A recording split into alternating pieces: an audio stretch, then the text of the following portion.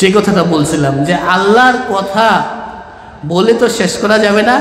আল্লাহর কথা প্রশংসা বলার মতো ক্ষমতা আল্লাহ কাউকে দেনও নাই।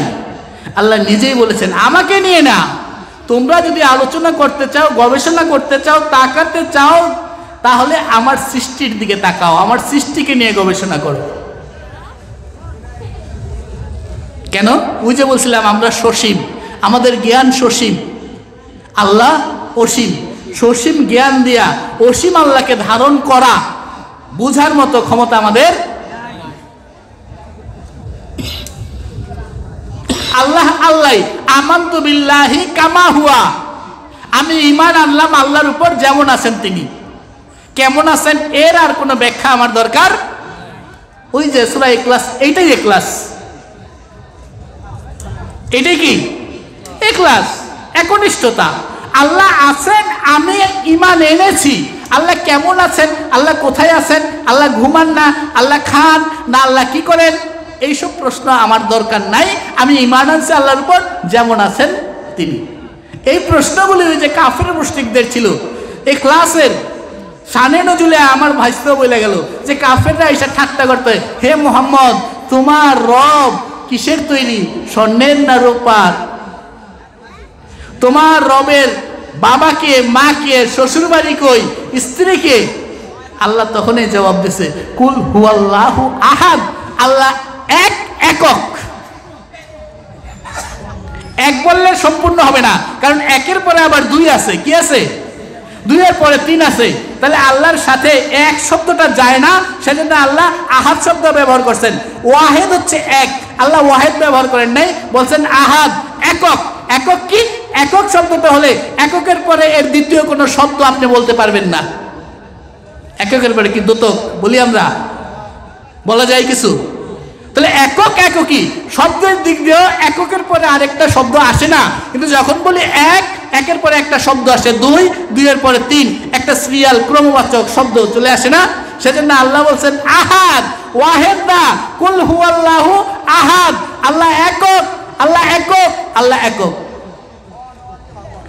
আল্লাহ কেমন একক সেটা বর্ণনা দিয়ে শেষ করা যাবে না, সেটা শেষ লাইনে বলছে ওয়ালাম ইয়াকুল্লাহু কুফুয়ান আহাদ। তুমি সৃষ্টি জগতের এমন কিছু দিয়া যে তাকে মেসাল দিবা, উদাহরণ দিবা, বুঝাইতে যাইবা, সম্ভব না। অনেকে বলে এই যে দেখেন আলো আছে কিন্তু দেখা যায় না, আল্লাহ এরকম আছে দেখা যায় না।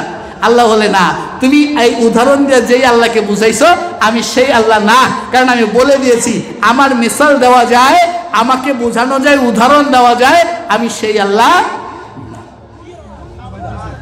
তো কি করব বাবা? ওই যে আল্লাহ যা বলেছেন, আল্লাহর যে সৃষ্টি, সেই সৃষ্টির প্রশংসা, সেই সৃষ্টির গুণগান, সেই সৃষ্টির জয়গান আমাদেরকে গাইতে। কি ভাই আবার ঘুমিয়ে ধরে গেছে? ভাবটা তো ঘুম ঘুম ভাব। আল্লাহর জিকির করে ঘুমাইসা গেছে না, ঘুমটা ভাগেন। এবার বলেন তো আল্লাহর সৃষ্টি জগতের মধ্যে সর্বশ্রেষ্ঠ কে? মানুষ। গুড। এবার মানুষের মধ্যে সর্বশ্রেষ্ঠ কে? মুহাম্মদুর রাসূলুল্লাহ সাল্লাল্লাহু আলাইহি ওয়াসাল্লাম, সাল্লাল্লাহু আলাইহি ওয়াসাল্লাম, সাল্লাল্লাহু। আমি কয়েকবার শব্দটা বললাম। আমার এক ভাই সুন্দর করে চুমা খেলো।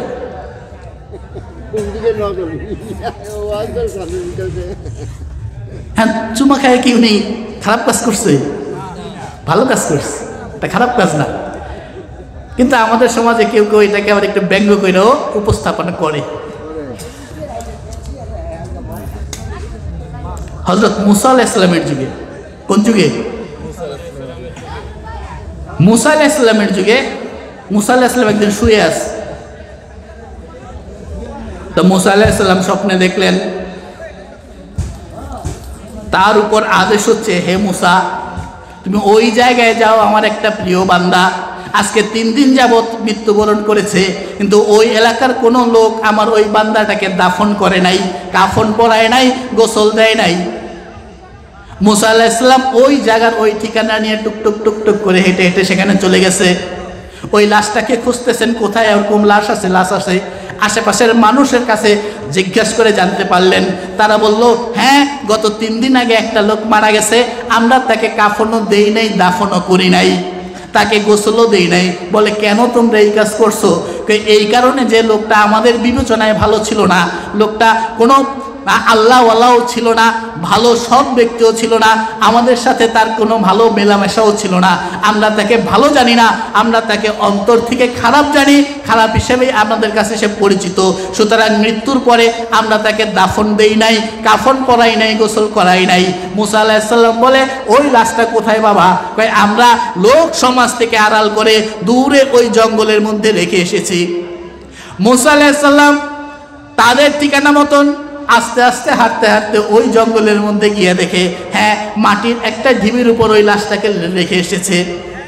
তবে আল্লাহর কি মেহেরবানি, আজকে 3টা দিন একটা মশাও নাই, একটা মাছিও নাই, জঙ্গলের কোনো পশু পাখিও সেটাকে আক্রমণ করে নাই, নষ্ট করে নাই, যেরকম আছে সেই রকমই আছে, কোনো ক্ষত বিক্ষত হয় নাই। মুসা আলাইহিস সালাম তার মনের কাকুতির জন্য, জানার জন্য তিনি আল্লাহকে কাছে জানতে চাইলেন, ইয়া রাব্বুল আলামিন, তোমার আদেশ পাইয়া তো আমি এত দূর পর্যন্ত চলে আসলাম, এদের কাছে ঠিকানা নিয়ে আসলাম, তুমি যেই 3 দিন আগে মরা লাশটার কথা বলেছো, দাফন কাফন হয় নাই, আজকে আমি তাকে খুঁজে পেয়েছি, এখানে আছে। ও আল্লাহ, আমি জানতে চাই এলাকাবাসী যাকে ভালো মনে করে না, এলাকাবাসী যাকে দাফন কাফন করে নাই, তুমি আমার মতো একজন জলিল কদর পয়গাম্বরকে কেন তার দাফন কাফনের জন্য পাঠিয়ে দিয়েছ? জানতে চাই কি এমন আমল করেছে। এলাকাবাসী তাকে ভালো জানে না, তোমার আল্লাহর কাছে পছন্দনীয় হয়ে গেল, তুমি আমি নবীকে পাঠিয়ে দিছো তার দাফন কাফন করার জন্য। আল্লাহ ওহীর মাধ্যমে জানায় দেয়, মুসা, এলাকাবাসী আমি যা জানি এলাকাবাসী তা জানে না। মুসা বলে, আল্লাহ সেই জন্যই তো আমি তোমার কাছেই জানতে চাইলাম।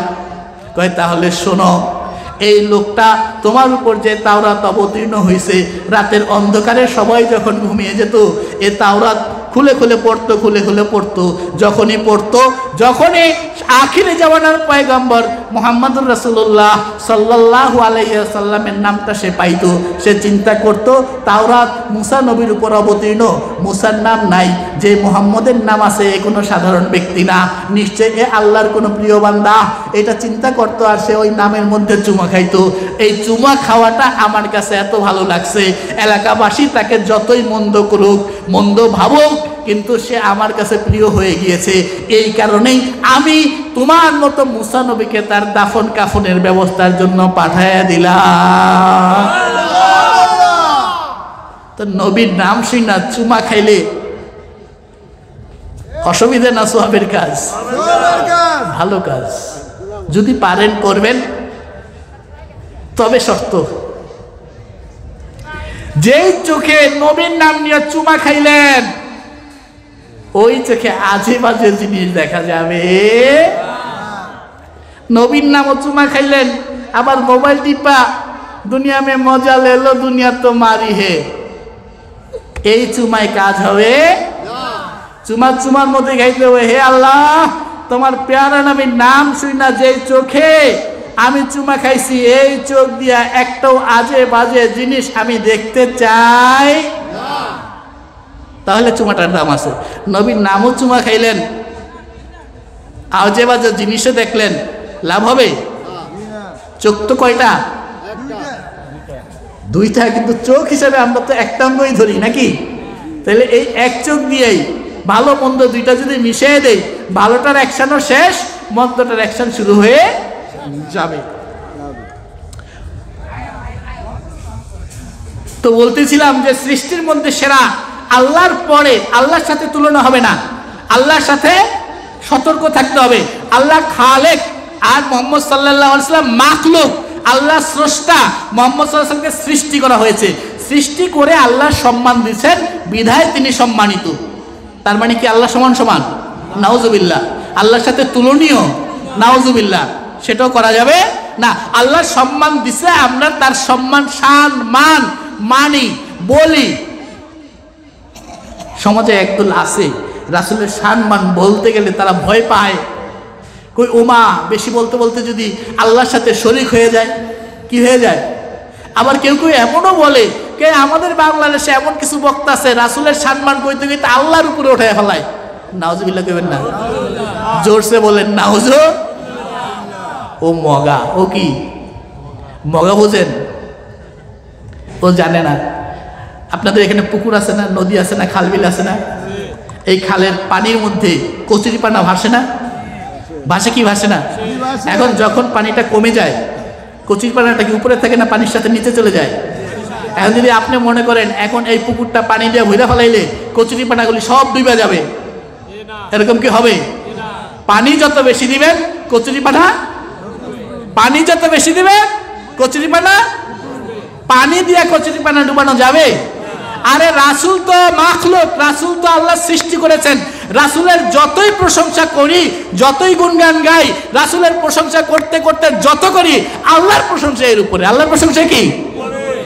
পানির উপরে যেমন কি কচুরিপানা ভাসতে থাকে, কচুরিপানা যেমন পানি দিয়ে ডুবানো যাবে না, ঠিক তেমনি ভাবে আপনি যতই পানি দেন, যতই রাসূলের গুণগান করেন, আপনার আমার বিশ্বাস আল্লাহ স্রষ্টা, রাসূল মাখলুক, যত প্রশংসা করি সব প্রশংসার উপরে কে?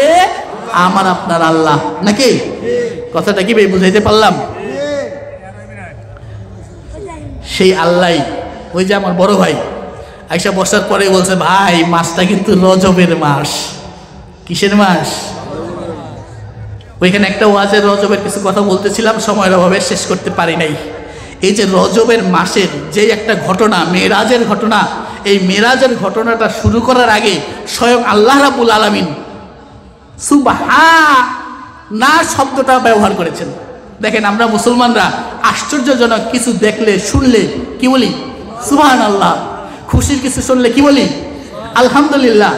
খুশির কিছু শুনলে কি বলি? আলহামদুলিল্লাহ। কোন কাজ শুরু করার সময় বলি বিসমিল্লাহ। আশ্চর্যজনক কিছু শুনলে দেখলে বলি কি? সুবহানাল্লাহ। সেই আল্লাহ রাব্বুল আলামিন আয়াতটা শুরুই করেছেন এই সুবহানা শব্দটা দিয়া।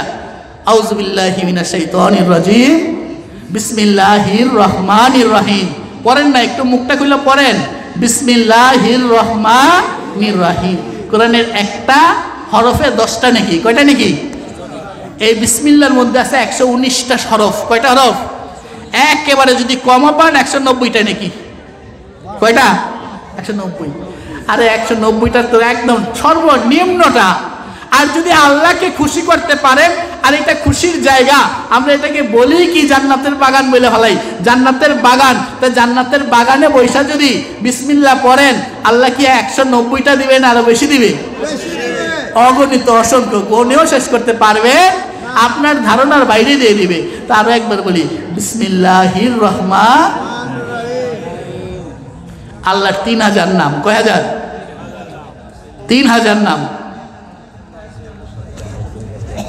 1000 আল্লাহ প্রকাশ করেছেন ফেরেশতাদের মাঝে। কাদের মাঝে? ফেরেশতাদের মাঝে। এখন অনেকে বলবেন না, আমরা জানি 99টা নাম, আপনি 3000 কই পাইলেন? মাওলানা কারামাতুল জৈনপুরি উনি বিসমিল্লাহর তাফসিরে গিয়ে কথাটা লিখছেন যে আল্লাহ 3000 নাম, 1000 নাম প্রকাশ করেছেন কার কাছে? ফেরেশতা জগতে। আর কোরআন ছাড়া আর যে 3টা আসমানি কিতাব ছিল, সেই 3টা আসমানি কিতাব এবং ওই নবী রাসূলদের কাছে আল্লাহ রাব্বুল আলামিন 900টা নাম প্রকাশ করেছেন। কয়টা? কয়টা হইল?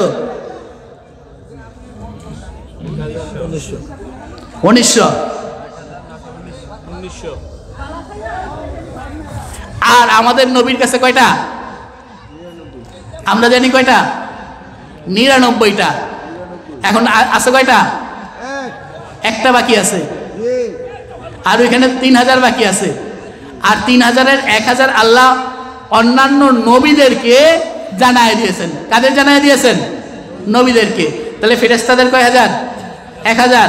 নবীদের 1000, 2000। 3 আসমানি কিতাবে 3 3 900। আমাদের আসমানি কিতাবে এবং রাসূলের হাদিস থেকে আমরা পাই 99টা। তাহলে কত হলো? 2999। আরো একটা নাম বাকি। মাওলানা কারামাত আলী জৈনপুরি বলতেছেন ওই নামটা আল্লাহ রাব্বুল আলামিন হাসরের ময়দানে প্রকাশ করবেন। কয় কখন? কয় যখন বিচারাদি শেষ, পাপীরা পাপের কারণে জাহান্নামী হয়ে গেছে, আর পুণ্য ব্যক্তিরা পুণ্যর কারণে জান্নাতি হয়ে গেছে।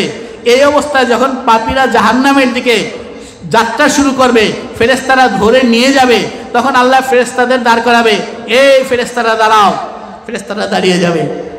তখন আল্লাহ বলবেন যে এই যে 3000 নামের একটা নাম আর বাকি, আজকে শোনো আমার নামটা এই নামের উসিলায় আজকে আমি এই পাপীদেরকেও ক্ষমা করে এই 3000 নাম পড়লে যে সওয়াব হবে, ওই মাওলানা কারামাত আলী জৌনপুরি বলেন একবার বিসমিল্লাহ পড়লে আল্লাহর 3000 নাম পড়ার সওয়াব আল্লাহ আমল নামায় দিয়ে দেবেন। সেই বিসমিল্লাহটা আমরা পড়তে চাই না। বিসমিল্লাহর পরে আল্লাহ বলতেছেন সুবহানাল্লাযী আসরা বিআবদিহি লাইলাম মিনাল মাসজিদিল হারাম ইলা মাসজিদিল আকসা আল্লাযী বারাকনা হাওলাহু লিনুরিয়াহু মিন আয়াতিনা। তারপর কি ইন্নাহু হুয়াস সামিউম বাসীর। আল্লাহ যেখানে সুবহান না শব্দটা দিয়ে শুরু করে, সেই ঘটনাটা কত বড় চমকপ্রদ হবে একবার কি চিন্তা করেছেন?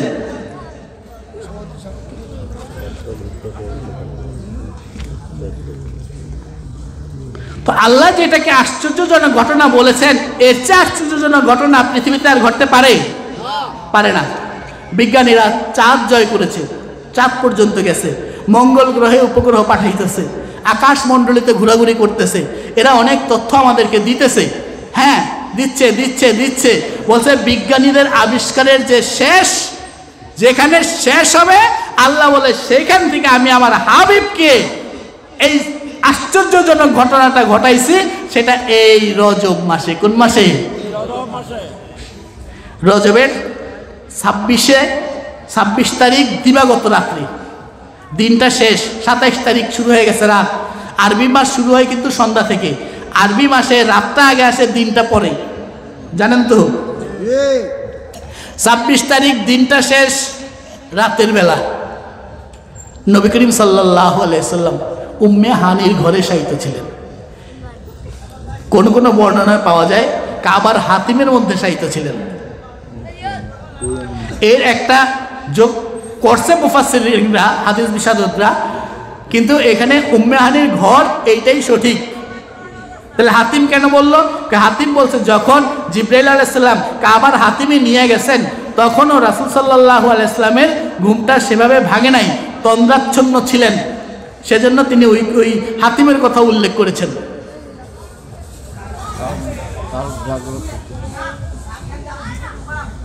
বুঝছেন কথা? তাই মিরাজের কথা কিছু বলবো, শুনতে সবাই প্রস্তুত আছেন তো? আমার নবীর সবচেয়ে বড় মুজিজা কোরআন, এতে সন্দেহ নাই। কিন্তু কোরআনটা তো আমরা যারা পড়ি, আমরা যারা বুঝি আমাদের জন্য, কিন্তু অন্য ধর্মাবলম্বীদের কাছে কোরআনটা সেভাবে মুজিজা না। কিন্তু এই যে মিরাজ নিয়ে গবেষণা আজও চলছে, আরো ভবিষ্যতেও চলবে। এরা গবেষণা করেই প্রথমেই অস্বীকার করে, কয় এইটা সম্ভব না, মানব দেহ নিয়ে আসমানে ভ্রমণ করা যায় না। বিজ্ঞানীরা যারা এই নভোচারী আকাশে ভ্রমণ করেন, আকাশে ভ্রমণ করার জন্য তাদের স্পেশাল পোশাক থাকে, স্পেশাল বাহন থাকে, সেগুলি পরে তারা ভ্রমণ করে। এবার আপনি বলেন তো, আপনার কি বিশ্বাস বিজ্ঞানীদের স্পেশাল পোশাক লাগলেও আমার নবীর কি স্পেশাল পোশাক দরকার আছে? যদি থাকেও ব্যবস্থা করবেন কে? স্পেশাল রকেট ওদের দরকার, রাসূলের স্পেশাল রকেট দরকার আছে? রাসূলেরও দরকার আছে। রাসূলের জন্য আল্লাহ যে রকেটটা পাঠাইলেন তার নাম বুরাক। তার নাম কি? বারকুন শব্দ থেকে বুরাক। বারকুন অর্থ বিজলি, আকাশ চমকায় না, বিদ্যুৎ চমকায়। এটাকে কেন বুরাক বলা হচ্ছে? এটা বিজলির চেয়েও বেশি গতি ছিল, আলোর গতির চেয়েও বেশি গতি ছিল। আলোর গতি হচ্ছে পার সেকেন্ডে 1,86,000 মাইল। এখান থেকে আলো যদি যাওয়া শুরু করে 1 সেকেন্ডে সে যাবে 1,86,000 মাইল দূর পর্যন্ত আলো চলে যেতে পারে। কয় সেকেন্ড? 1 সেকেন্ড। কয় বোরাকের গতি ছিল আলোর গতির চেয়েও বেশি। রাসূল সাল্লাল্লাহু আলাইহি ওয়াসাল্লাম ওই জায়গায় বোরাকের আলোর গতির কথা বলে নাই, বলছে চোখের দৃষ্টি যেখান পর্যন্ত যায়, বোরাকের একটা কদম এখানে পড়ে, আরেকটা কদম ওই দৃষ্টি সীমানার শেষ সীমায়। বোরাকটা কেমন ছিল? কয় বোরাকটা ছিল গাধার চেয়ে বড়, ঘোড়ার চেয়ে ছোট। গাধার চেয়ে বড়, ঘোড়ার চেয়ে ছোট, সাদা আকৃতির একটা বাহন। রজবের 26 তারিখে নবী করিম সাল্লাল্লাহু আলাইহি ওয়াসাল্লাম, তখনও মাক্কি জীবন, মদিনায় তিনি হিজরত তখনও করেন নাই, নবুয়তের 10ম বছর। ওনার খুব প্রিয় দুইজন ব্যক্তি মারা যায়, একজন চাচা আবু তালেব, আরেকজন ওনার প্রথমা স্ত্রী খাদিজা রাদিয়াল্লাহু তাআলা আনহা। খাদিজা রাদিয়াল্লাহু তাআলা আনহার সাথে ওনার এত ভালো সম্পর্ক ছিল, যতদিন পর্যন্ত খাদিজা রাদিয়াল্লাহু তাআলা আনহা জীবিত ছিলেন রাসূল অন্য কোনো স্ত্রী গ্রহণ করেন নাই। তো বাইরে যখন ইসলাম প্রচার করতে যেতেন, আপনারা জানেন কাহিনীগুলি, যে কাফের মুশরিকরা রাসূলকে কত রকমের অত্যাচার করেছেন। এই অত্যাচার আড়ালে আবডালে লুকায় করত ওই আবু তালেবের ভয়ে, উনি সর্দার ছিলেন কুরাইশদের। তো ওইখানে অত্যাচার থেকে অনেকটা তিনি বাঁচতে পারতেন আবু তালেবের জন্য। আবার ঘরে আইসা অত্যাচারিত হওয়ার পর খাদিজা রাদিয়াল্লাহু তাআলা আনহুর শুশ্রূষায়, সেবায় তিনি মানসিকভাবে শান্তি পেতেন। তো এই দুইজন ব্যক্তি যখন তার জীবন থেকে চলে গেল, নবী করিম সাল্লাল্লাহু আলাইহি ওয়াসাল্লাম মানসিক দিক দিয়ে একটু দুর্বল হয়ে গেলেন। কেউ কেউ বলেন যখন তিনি তায়েফে গেলেন, তায়েফের কাফের মুশরিকরা তাকে এত আঘাত করলো, তিনি কয়েকবার তায়েফের জমিনে বেহুশ হয়ে গেছেন পাথরের আঘাতে। রক্ত তার সারা শরীর বেয়ে বেয়ে জুতায় ঢুকে গেছে, জুতায় গিয়ে শক্ত হয়ে গেছে, পিঠটা ক্ষতবিক্ষত হয়ে গেছে। তিনি মনোকষ্ট নিয়ে বাড়িতে গিয়া উনি ভাবতেছিলেন, হে আল্লাহ, তুমি কাদের মাঝে আমাকে ছেড়ে দিলে? আমার তো তাদের বুঝানোর মনে ক্ষমতা হচ্ছে না। উনি নিজেকেই ছোট করলেন, বললেন, তুচ্ছ আমি, হীন আমি, তোমার পতাকা যদি দিলে প্রভু আমায় ইহার বহিবার ক্ষমতা দাও, অর্থাৎ এটা প্রচার করার যা যা দরকার তুমি আমাকে দাও। আল্লাহ তৎক্ষণাৎ সিদ্ধান্ত নিয়ে ফেলাইলেন যে হ্যাঁ রাসূল, কয়েকটা কারণে আপনার মনটা বিধ্বস্ত, আপনার মনটাকে উজ্জীবিত করার জন্য আমি এমন একটা আশ্চর্য ঘটনা তাম বিশ্ববাসীর জন্য স্থাপন করব, যেটা আগে অন্য কোনো নবীর জন্য হয় নাই, ভবিষ্যতে কোনো নবীর জন্য হবে, কোনো ব্যক্তির জন্য হবে না, শুধুমাত্র আপনার জন্য হবে। সেটা মিরাজ। সেটা কি?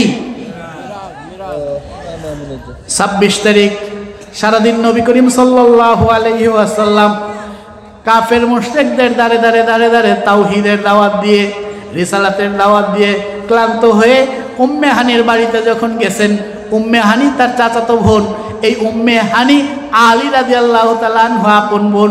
নবী করিম সাল্লাল্লাহু আলাইহি ওয়াসাল্লাম যখন আবু তালেবের কাছে লালিত পালিত হয়েছেন, এই উম্মে হানিকে আপন বোনের মতোই মনে করতেন। তো ওনার বাড়িতে যখন গিয়েছেন, উম্মে হানি সুন্দর করে তাকে সন্ধ্যার পরে খাওয়া টাওয়া দিয়া এবার বলে, ভাইজান, আপনার পিছনে তো শত্রুর শেষ নাই, আপনার আজকে আর বাড়িতে যাওয়ার দরকার নাই, আমাদের এখানেই শুয়ে পড়েন। নবী করিম সাল্লাল্লাহু আলাইহি ওয়াসাল্লাম উম্মে হানির কথাটা মনে নিলেন। উনি ওই বোনের বাড়িতে আস্তে করে শুয়ে পড়লেন। তো আপনার আমার মতন বালিশ দুইটা দিয়া, কম্বল নিয়া খুব ডাকে আরামে শুন নাই, উনি ডান হাতটাকে বালিশ বানায়া ডান কাতে শুয়ে পড়েছেন। তন্দ্রা এসে গিয়েছে, ঘুম এসে গিয়েছে। এমন সময় আল্লাহ রাব্বুল আলামিন জিবরাইলকে বললেন, হে জিবরাইল, যাও আমার হাবিবের কাছে যাও। আজকে আমার হাবিবের জীবনের একটা অন্যতম দিন, অন্যতম ঘটনা। পৃথিবীর ইতিহাসে একমাত্র কেবলমাত্র আমার নবীর জন্যই এটা হবে, আর কারোর জন্য না। জিবরাইল বলে, কি? ইয়া রাব্বুল আলামিন। বলে, যাও জান্নাত থেকে একটা বোরাক নিয়ে আরো ফেরেশতাদের নিয়ে তাকবীর দিতে দিতে আমার নবীর কাছে চলে যাও।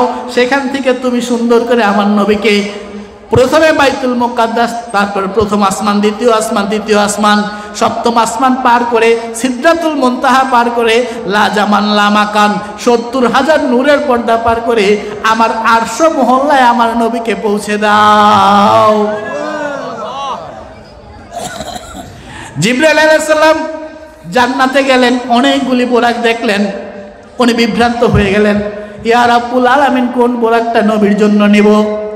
আল্লাহ বলেন তুমি বোরাকের কাছে যাও, কানটা লাগাও, যে বোরাকটা নবীর প্রতি বেশি বেশি দুরূদ পড়তেছে, সব সময় নবীর জন্য দুরূদ পড়ে, তুমি ওই বোরাকটা নিয়ে নবীর দরবারে পৌঁছে যাও। জিবরাইল আলাইহিস সালাম একটা বোরাকের কাছে গিয়ে দেখে এটা গুনগুন করে নবীর উপর দুরূদ ও সালাম পড়তেছে।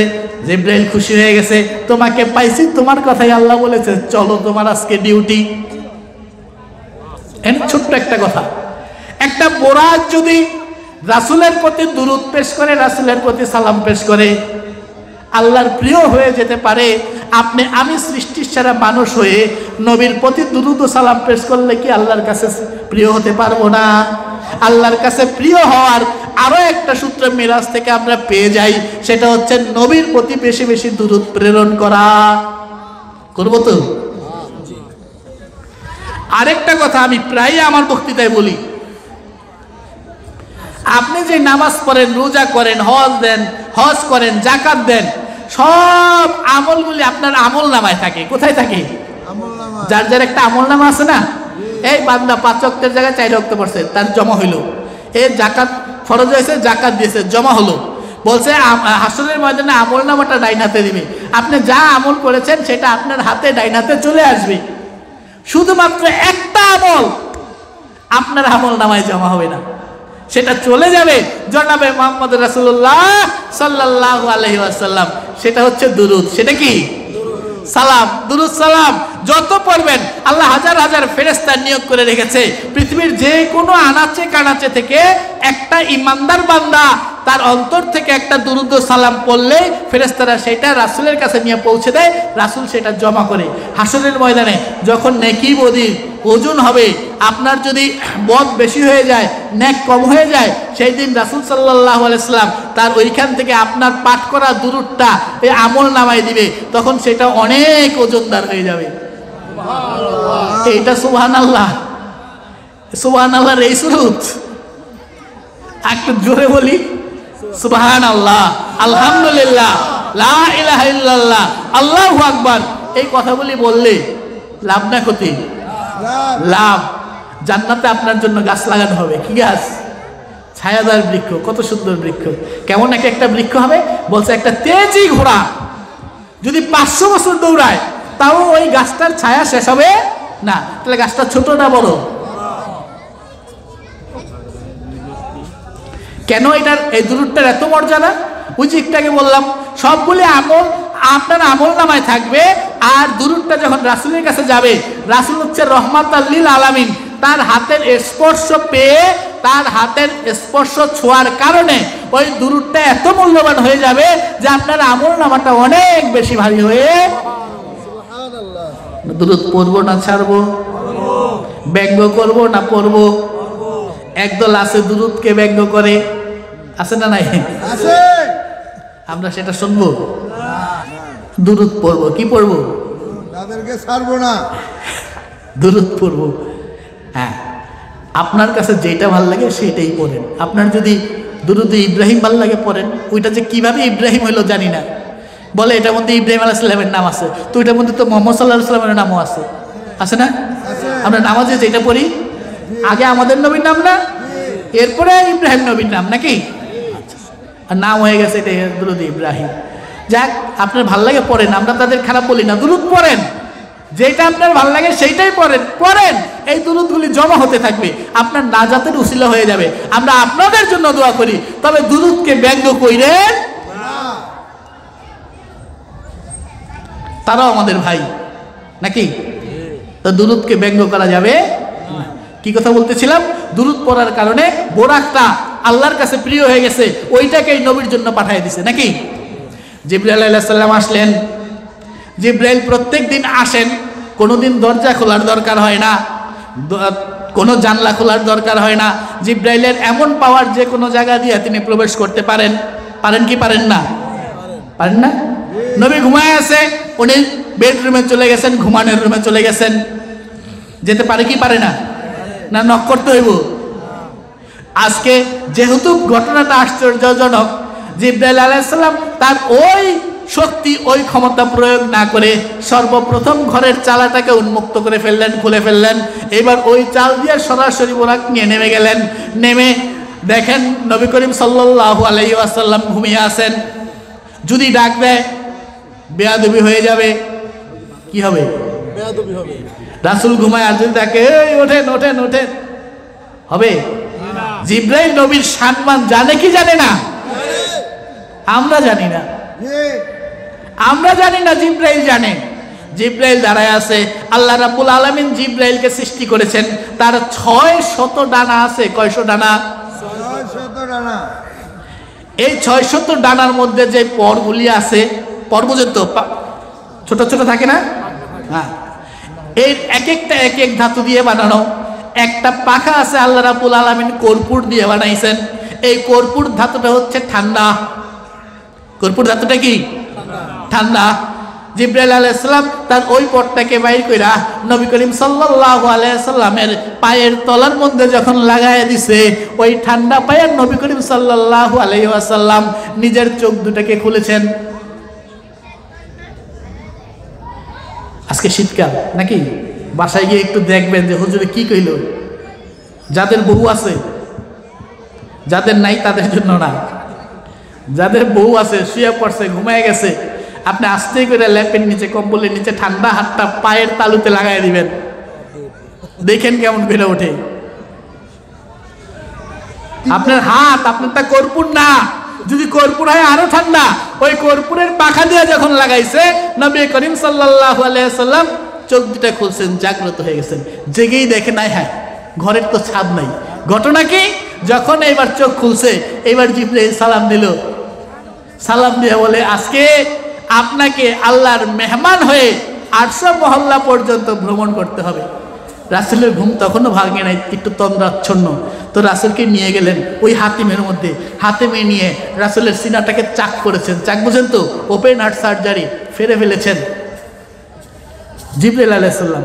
আপনি আমি না, কে করেছেন?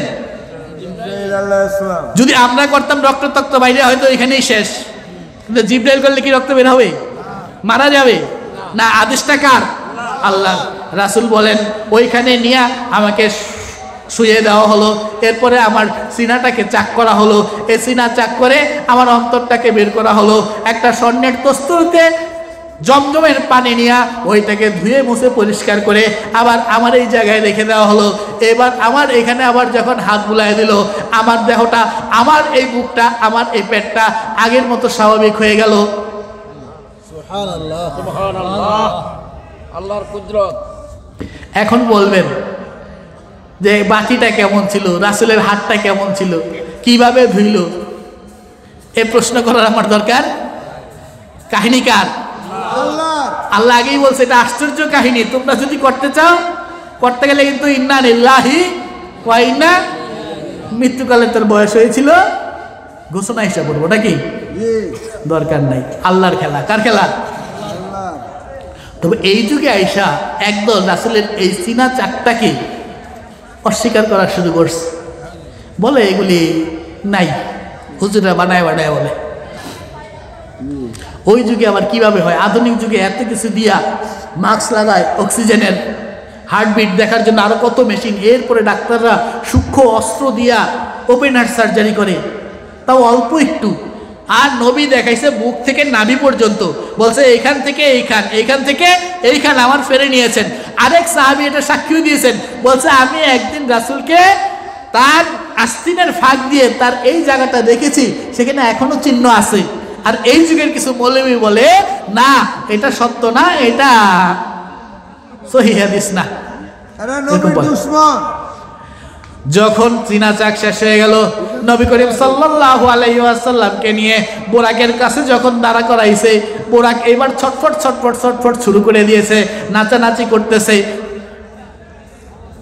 জিবরাইল আলাইহিস সালাম এই অবস্থাটা দেখা চট করে বোরাকের কাছে গিয়ে বলে, এ বোরাক, তুমি জানো আজকে তোমার পিঠে কে উঠতে যাচ্ছে? আল্লাহ তামাম সৃষ্টির মধ্যে যাকে সবচেয়ে বেশি সম্মান দিয়েছেন, আখিরি জামানার পয়গম্বর জনাবে মুহাম্মদুর রাসূলুল্লাহ সাল্লাল্লাহু আলাইহি ওয়াসাল্লাম আজকে তোমার পিঠে সাওয়ার হওয়ার জন্য তৈরি হয়েছেন। আর তুমি বেয়াদবি করতেছো, বোরাক এবার থেমে গেছে, নিশ্চুপ হয়ে গেছে, ঘোড়ার মাথাটা ঘামায় গেছে।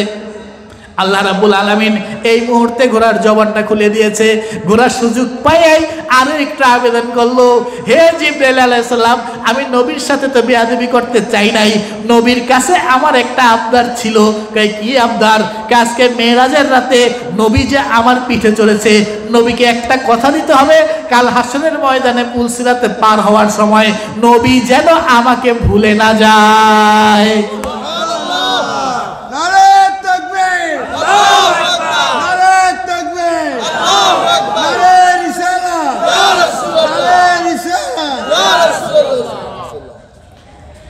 রাসূল এবার বোরাকে উঠে গেছেন, পিছনে জিবরাইল বসছেন। রকেটের নাম বোরাক, পাইলটের নাম জিবরাইল, সহকারী পাইলটের নাম মিকাইল। আর হাজার হাজার ফেরেশতা শুধু তাকবীর ধ্বনি দিচ্ছে, মারহাবা ধ্বনি দিচ্ছে। এই মেরাজের রজনীতে আল্লাহ রাব্বুল আলামিন সমস্ত ফেরেশতাদেরকে ছুটি ঘোষণা করে দিয়েছেন। আজকে তোমাদের যেই যেই কাজে তৈরি করেছিলাম সব কাজ বন্ধ, তোমরা আজকে যাবে দুনিয়ার জমিন থেকে 7 আসমান পর্যন্ত, সারাটা জায়গা আমার নবীর তাকবীর দিবে, ধ্বনি দিবে, মারহাবা জানাবে। এই কল বলে যখন ফেরেশতাদের একটা বিশাল দল মারহাবা দিতেছে, নবী যখন বোরাকে চলেছেন, বোরাক যখন ছুটে চলেছে, এই মুহূর্তে নবীর চোখের মধ্যে হালকা হালকা পানি, নবীর মুখটা মলিন দেখা যায়। জিবরাইল আলাইহিস সালাম কানে কানে বলে, ইয়া রাসূলুল্লাহ, ইয়া হাবিবাল্লাহ, পৃথিবীর কাউকে আল্লাহ এই সম্মান দেয় নাই, ভবিষ্যতেও দিবে না। এত বড় একটা সম্মান পাওয়ার পরেও আপনার মুখটাকে কেন আজকে এরকম মলিন লাগতেছে, আপনার চোখে কেন এরকম পানি পানি দেখা যায়? আমার নবী বলেন, এ জিবরাইল, আমি তো নবী বোরাকে উঠলাম, আমার উম্মতের খবর কি? আমার উম্মতের জন্য কোন বোরাকের ব্যবস্থা থাকবে কিনা? সাথে সাথে আল্লাহ রেডিও মেসেজ দিয়া ইথারে জিবরাইলকে জানায় দেয়, আমার নবীকে তুমি জানায় দাও, আমার নবীর এই কালো মুখটা, চোখে পানিটা আমারও ভালো লাগে না। যেই সমস্ত এই নবীর উম্মত নবীকে ভালোবেসে আমি আল্লাহর ইবাদত করবে, সঠিক পথে চলবে, ওই হাসরের ময়দানে পুলসিরাতের ওই পুলের গোড়ার মধ্যে ওই সমস্ত উম্মতের জন্য আমি বুরাকের ব্যবস্থা করে দেব। কেমন নবী আমরা পাইছি বুঝি না, উল্টা পাল্টা নবীর বিরুদ্ধে বলি। কেউ বলি কাউবয়, কেউ বলি নবী আপনার আর আমার মতো সাধারণ মানুষ, আমাদের বড় ভাই। নাউজুবিল্লাহ। যদি আপনারা আমার মতো বড় ভাই হইতো, এই যে আমার ভাইস্তাটা গায়ে গেল একটা সুন্দর জিকির করার ফাঁকে ফাঁকে, যে যখন আমাদের মৌতের তুফান চলে আসবে, মৌতের কষ্ট শুরু হয়ে যাবে, হে আল্লাহ রাসূল, তুমি তোমার নূরের আনোয়ারের চেহারাটা আমাদের দেখায়ো, তোমার ওই চেহারা দেখলে সমস্ত কষ্ট আমাদের দূর হয়ে যাবে। তো বড় ভাইরা তো মরার সময় চায় থাকে, ওই কষ্ট কি দূর হয়? তো নবী কি আপনার আমার বড় ভাই? আপনার আমার মতো, আপনার আমার মতো আকার আকৃতিতে। আপনার 2টা চোখ, রাসূলেরও 2টা চোখ ছিল, আপনার আমার 2টা হাত, রাসূলের 2টা হাত ছিল। আমরা খাদ্য গ্রহণ করি, ঘর সংসার করছি, বাজারে যাই, রাসূলও এই কাজগুলি করেছেন সামাজিকতা রক্ষা করার জন্য। আসলে নবী আপনার আমার মতো মানুষ না, আল্লাহর স্পেশাল একটা সৃষ্টি। যখন তিনি এই আসমানের ছিলেন, সর্বপ্রথম আল্লাহ তাকে সৃষ্টি করে একটা ময়ূরের আকৃতি দিয়ে 4 ডালা বিশিষ্ট একটা গাছ বানায়া ওইখানে রেখে দিয়েছেন। ওই গাছটার নাম ছিল শাজারাতুল ইয়াকিন। নাম কি ছিল? ঈমানের গাছ, বিশ্বাসের গাছ। সর্বপ্রথম আল্লাহকে যিনি আল্লাহ বলে ডাক দিয়েছেন, তিনি আর কেউ না, জনাবে মুহাম্মদুর রাসূলুল্লাহ সাল্লাল্লাহু আলাইহি ওয়াসাল্লাম। সূক্ষ্ম একটা কথা কই, বুঝলে ভালো, না বুঝলে পেছ লাগায়েন না। আমার কাছে যাই বুঝাই দিব।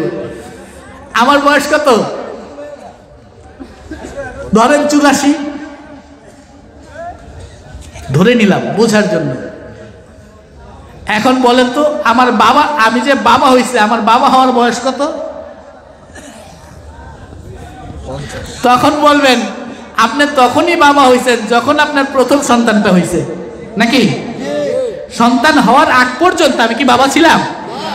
আমাকে কেউ বাবা বলে ডাক দিছে? এই জন্য কথাটা একটু বুঝার চেষ্টা করেন, একটু বুঝার জিনিস। আল্লাহ ওই দিন থেকে আল্লাহ যেই দিন থেকে মুহাম্মদ সাল্লাল্লাহু আলাইহি সাল্লাম আল্লাহকে আল্লাহ বলে ডাক দিয়েছে।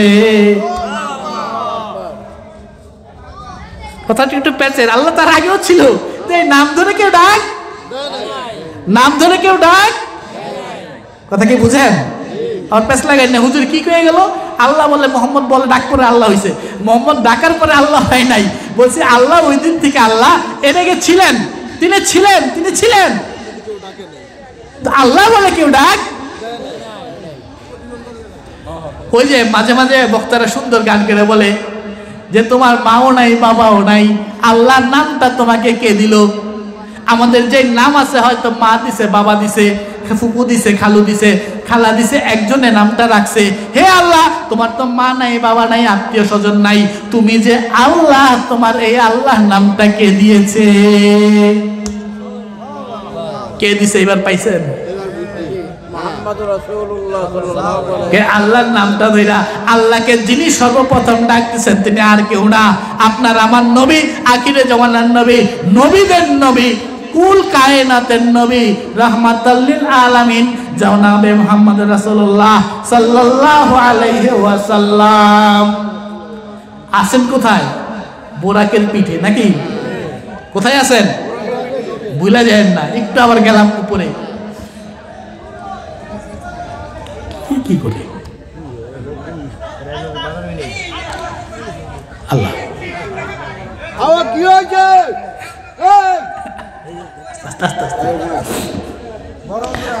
আমরা বোরাকে যাইতেছি 7 আসমানে, আর এরা আবার বোরাকের পা ধরে টানাটানি করার চেষ্টা করতেছে। নাউজুবিল্লাহ। আসেন আপনারা আমার দিকে তাকান, আমার দিকে মনোযোগ দেন। বাইরে কি হচ্ছে সেগুলো আমাদের দেখার দরকার। আলোচনাটা শুনবেন না ইনশাআল্লাহ? এরা আসবো না, সবাই নসিবে নাই। আপনি আমি বললেও সবাইকে আনতে পারবো না। মেরাজের মতো আশ্চর্য ঘটনা যদি শুনতে না আসে তাহলে দুনিয়ায় কি শুনবো? শুনুক, ওই পচা জিনিস শুনুক, পচা জিনিস শুনি না পচা জায়গায় যাইবো। পচা জায়গায় কি? জাহান্নাম।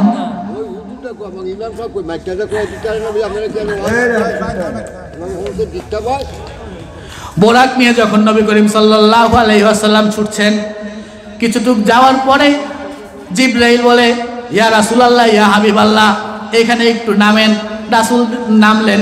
জায়গাটায় দেখেন শুধু খেজুরের বাগান, খেজুরের বাগান, একটা কেমন নরম নরম সুন্দর আবহাওয়া। জিবরাইলকে জিজ্ঞেস করলেন, হে জিবরাইল, এটা কোন জায়গা?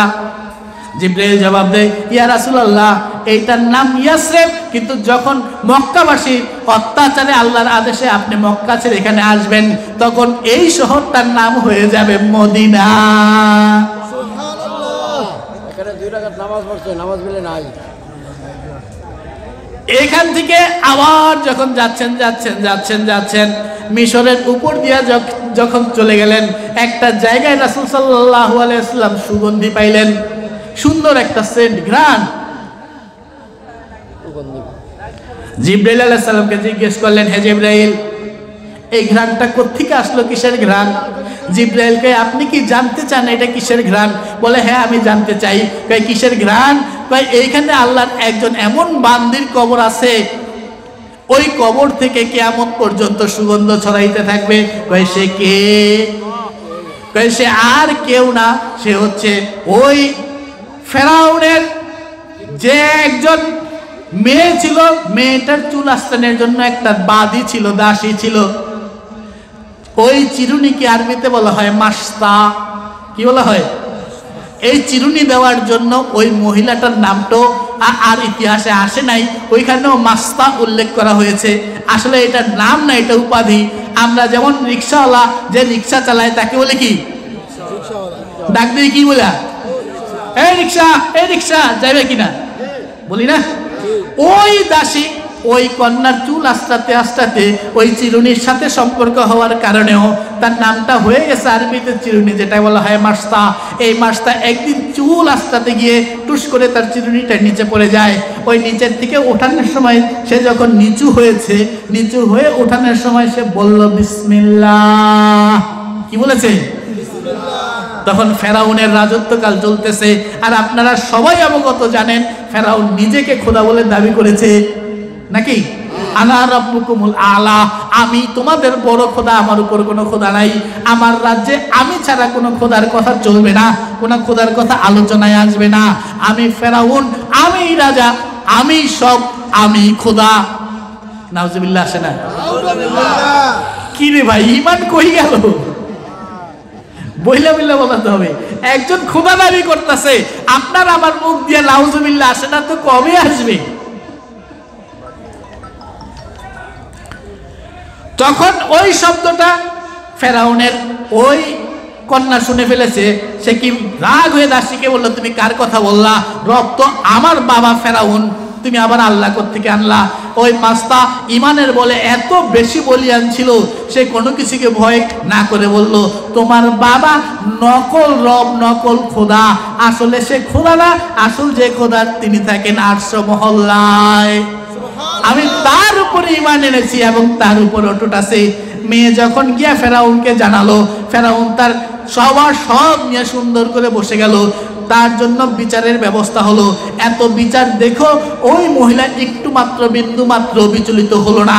তখন তার জন্য বিশাল আকারের কড়াইয়ের মধ্যে তেল গরম করে, তেল যখন টকবক টকবক করে ফুটতেছিল, কোনো কোনো বর্ণনায় আছে তার 7টা সন্তান, কোনো কোনো বর্ণনায় আছে তার 3টা সন্তান।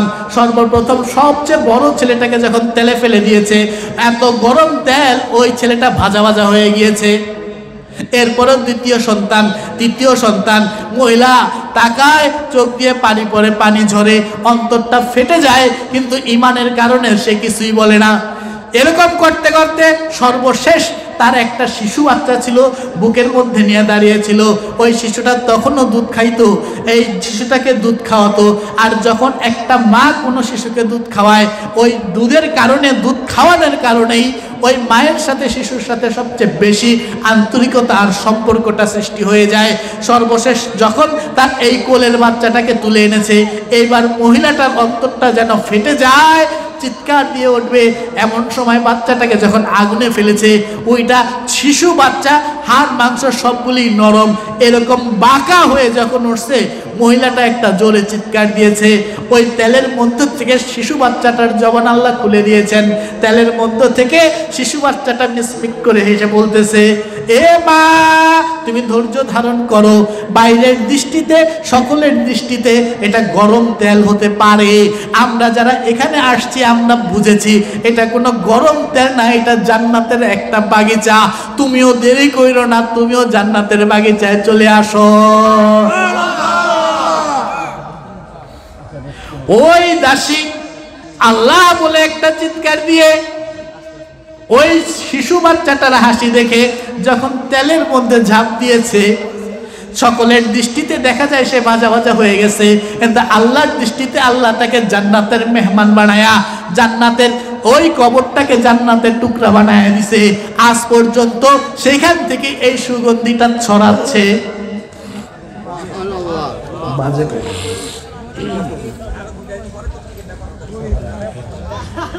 সেখান থেকে নবী করিম সাল্লাল্লাহু আলাইহি সাল্লাম ছুটলেন বাইতুল মুকাদ্দাস। কোথায়? বাইতুল মুকাদ্দাস। কাবা ঘরের আগে সকলের কেবলা ছিল বাইতুল মুকাদ্দাস। বনি ইসরাইলের যত নবী রাসূল আসছে সকল ওই বাইতুল মুকাদ্দাসের আশেপাশে ছিল। তারা বাইতুল মুকাদ্দাসের নামাজ পড়েছে, ইমামতি করেছেন। ওইখানে যাওয়ার পরে এইবার জিবরাইল আলাইহিস সালাম বলেন, ইয়া রাসূলুল্লাহ, ইয়া হাবিবাল্লাহ, এখানে একটু নামেন। যখন তিনি নামলেন, নাইমা 2 রাকাত নামাজ পড়লেন। কয় রাকাত? ইমাম হলেন নবী করিম সাল্লাল্লাহু আলাইহি ওয়াসাল্লাম, আর তার পিছনে যারা দাঁড়িয়েছে মুক্তাদি, বলে ওই আদম থেকে ঈসা আলাইহিস সালাম পর্যন্ত যত নবী রাসূল আসছে সকলেই তার পিছনে, সকলেই তার পিছনে মুক্তাদি হয়ে নামাজ পড়লেন। প্রথম রাকাতে পড়লেন সূরা ফিল, দ্বিতীয় রাকাতে পড়লেন সূরা কুরাইশ।